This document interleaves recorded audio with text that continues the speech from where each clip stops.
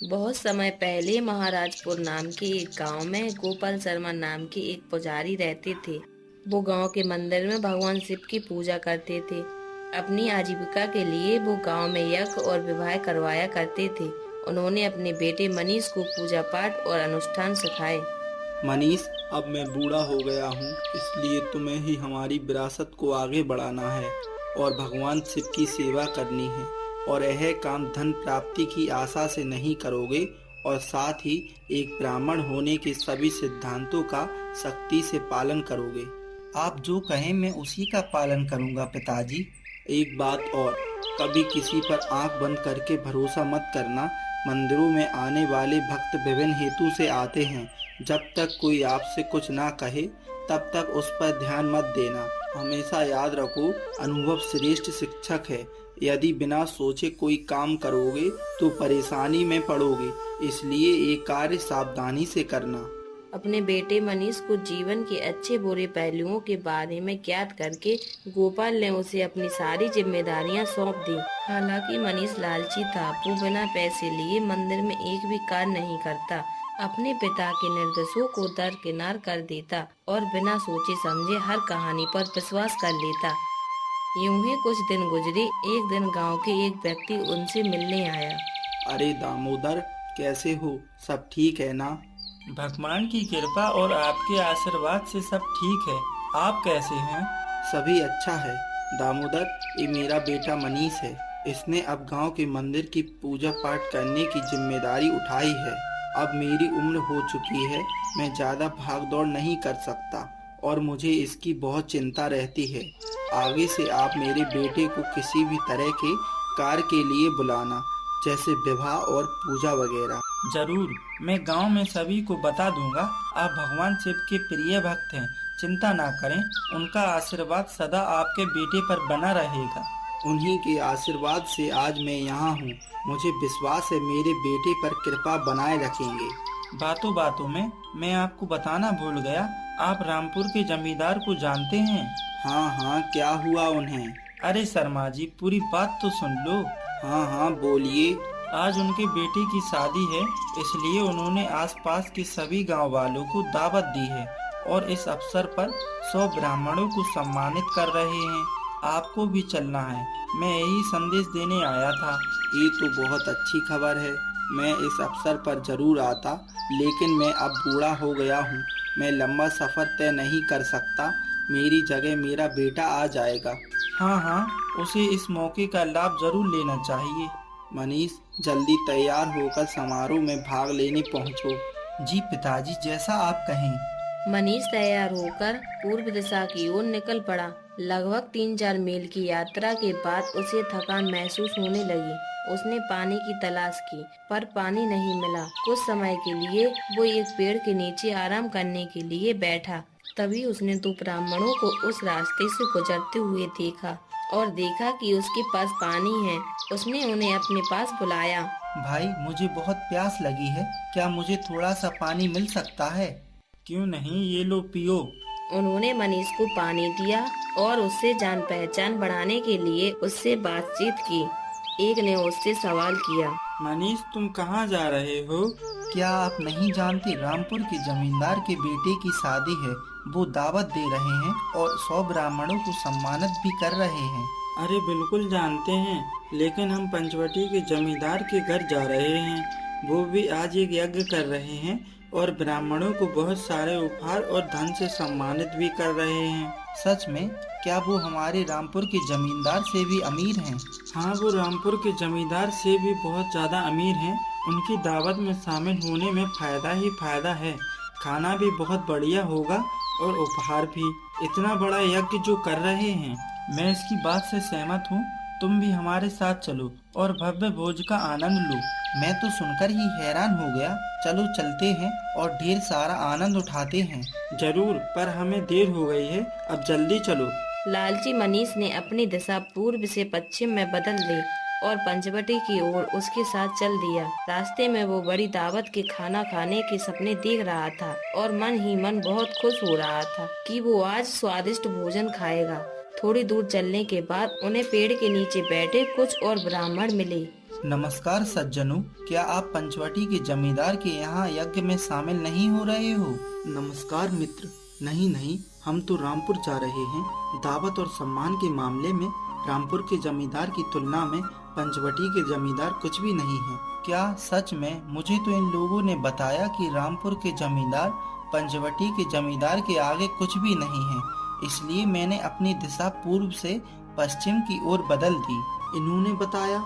अरे ये तो भोले हैं। तुम दोनों ने कभी रामपुर के जमींदार के घर सम्मान का अनुभव किया है क्या? नहीं भैया, अनुभव तो नहीं किया।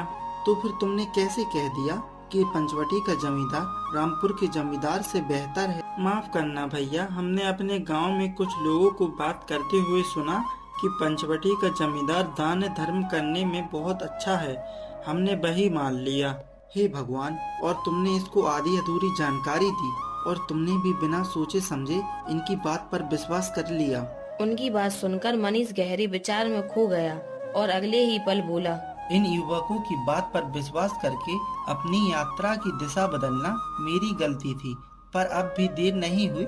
अब भी कम से कम रामपुर के जमींदार के घर भोजन का स्वाद चख ही सकता हूँ, भले ही उपहार ना मिले। अपनी गलती पर पछताते हुए मनीष फिर से रामपुर के जमींदार के घर जाने के लिए पूर्व दिशा की ओर चल दिया। जब वो आधी दूरी पर पहुंचा, तब दोपहर हो चुकी थी। वो जिस रास्ते से गुजर रहा था, वहाँ उसे उसी के गांव के 2 ब्राह्मण मिले जो रामपुर से वापस घर लौट रहे थे। अरे भैया, आप यहाँ कैसे हो मनीष? हम तो रामपुर के जमींदार के घर से आ रहे हैं। उन्होंने सभी के लिए दावत दी थी और 100 पुजारियों को सम्मानित किया। हमने तुम्हें वहाँ नहीं देखा। तुम वहाँ नहीं आए थे क्या? मैं वहीं आने के लिए निकला था, लेकिन बीच रास्ते में कुछ बाधा आ गई, इसलिए मुझे थोड़ी देर हो गई। वैसे दावत कैसी है? अरे क्या बताएं, दावत तो बहुत शानदार थी। कई तरह की पूड़ियाँ, कचौड़ी, समोसे, रसगुल्ले और खीर। इतना खाया कि लगता है अब तो पेट फट जाएगा। हम घर वापस जा रहे हैं, चलते हैं। उनकी बातों को सुनकर ही मनीष के मुंह में पानी आ गया। उसने फैसला कर लिया कि वो जल्द से जल्द दावत में खाना खाने के लिए पहुंच जाएगा। वो पछताकर बोला, अपनी मूर्खता के कारण उपहार तो खो दिया, कम से कम स्वादिष्ट भोजन कर लेता हूँ। आपकी बातों से भूख थोड़ी और बढ़ गई है। मैं जाता हूँ। कहाँ जा रहे हो? भीड़ इतनी थी कि खाना तो पहले ही खत्म हो चुका है। ये सुनकर मनीष पूरी तरह निराश हो गया। ये सब इसलिए हुआ क्योंकि मैंने उन युवकों की बात सुनी। अगर मैं अपने ही रास्ते पर चलता तो मुझे मूल्यवान उपहार के साथ स्वादिष्ट भोजन का आनंद भी मिलता। ये सोचकर वो निराश हो गया, कम से कम भोजन ही मिल जाए। इस आस में फिर से रास्ता बदलकर वो पंचवटी के जमींदार के घर की तरफ वापस चल पड़ा और फिर से उसकी मुलाकात पंचवटी से लौट रहे लोगों से हुई। नमस्ते भैया, कहाँ से आ रहे हैं आप? हम पंचवटी के जमींदार की दावत से आ रहे हैं। लगता है तुम रामपुर गए थे ना? तुम्हें पंचवटी की दावत में आना चाहिए था। जमींदार भले ही ज्यादा अमीर नहीं हैं, लेकिन उनकी दावत की जितनी तारीफ की जाए कम है। उन्होंने सभी पुजारियों को बहुत सारे उपहार और ढंग से सम्मानित किया। मजा ही आ गया। हे भगवान, आप लोगों ने सोचा मैं रामपुर गया था, पर मैं वहां तक पहुंच ही नहीं पाया। कुछ युवकों की बातों में आकर मैंने दावत का मौका गवा दिया। अब मैं अपना दोपहर का भोजन पंचवटी में करने जा रहा हूँ। अब वहाँ जाके क्या करोगे? अब वहाँ का कोई मतलब नहीं है, क्योंकि हम भोजन करने वाले अंतिम व्यक्ति थे और वहाँ भोजन समाप्त हो गया है। अब तुम घर वापस जाओ। अरे, अब मुझे कुछ भी नहीं मिलेगा। ये सोचकर मनीष व्याकुल हो गया, पर अब कोई रास्ता ही नहीं बचा था। वो भूख के मारे बेहाल हो गया था और पूरी तरह थक भी चुका था। पैरों को घसीटते हुए खाली पेट वह अपने गांव लौट आया। मनीष, आओ बेटा। कैसी थी रामपुर के जमींदार की दावत? कितने लोग शामिल हुए थे उसमें? पिताजी, मैं रामपुर नहीं गया था। क्यों बेटा, तुम वहां जाने के लिए कब के निकले थे और अब लौट रहे हो? इतनी देर तक तुम कहाँ थे? पिताजी, बात यह है, अब हिचकिचाना बंद करो और ठीक से जवाब दो। मैं आपके निर्देश के अनुसार रामपुर के लिए निकला था, लेकिन रास्ते में मुझे 2 युवक मिल गए। मनीष ने अपने पिता को सारी घटना सुनाना शुरू कर दिया। कैसे वो लोगों की बातों में आकर यहाँ से वहाँ जाने के चक्कर में दोनों ही तरफ से फंस गया और कैसे बिना दावत खाए उसे खाली हाथ घर लौटना पड़ा। जैसे ही मनीष ने अपनी बात पूरी की, उसके पिता गोपाल ने उससे कहा, बेटा, मैंने तुमसे क्या कहा था और तुमने क्या किया? मेरी एक बात हमेशा याद रखना, जब तक हम खुद अनुभव ना करें, किसी पर विश्वास नहीं करना चाहिए और किसी की बात सुनकर अपने लिए कोई निर्णय नहीं लेना चाहिए। मुझे माफ कर दीजिए पिताजी, मुझे उन युवकों की बात पर ध्यान नहीं देना चाहिए था, बल्कि मुझे अपने तय किए रास्ते पर ही चलना चाहिए था।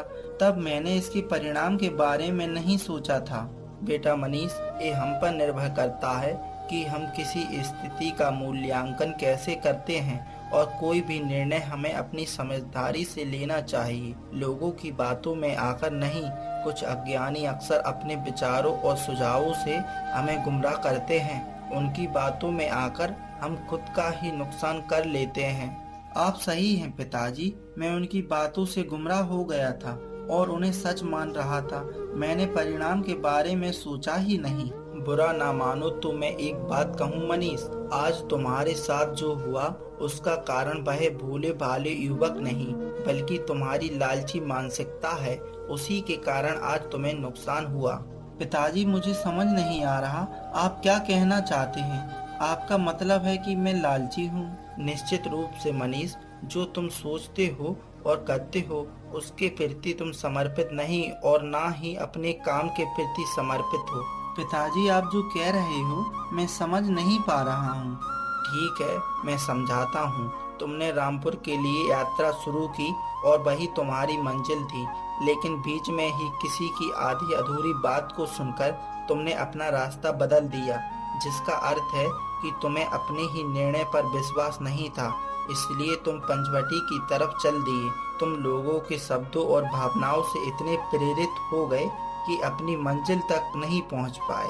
आपने सच कहा पिताजी, मैं आपकी बात से इनकार नहीं कर सकता। जीवन की यात्रा में हमें कई बाधाओं और कठिन परिस्थितियों का सामना करना पड़ता है, लेकिन हम ज्ञान और धैर्य के माध्यम से उन्हें दूर कर सकते हैं, सफलतापूर्वक अपनी मंजिल तक पहुंच सकते हैं। और अगर मंजिल हासिल ना हो तो भी ये संतोष होता है कि हमने कोशिश तो की। पर अगर कोई इंसान लालची बनता है तो उसे अंत में मेरी तरह निराशा के सिवाय कुछ हाथ नहीं लगता। सही कहा ना पिताजी? बिल्कुल सही कहा बेटे तुमने। आज जीवन भर के लिए बड़ा सबक सीखा। भले ही तुम रामपुर की दावत से चूक गए, लेकिन तुमने बहुत बहुमूल्य अनुभव हासिल किया है। जीवन में कुछ पाने के लिए लालची मत बनो, बल्कि कड़ी मेहनत करके उसे हासिल करो। हाँ पिताजी, मूल्यवान सबक था।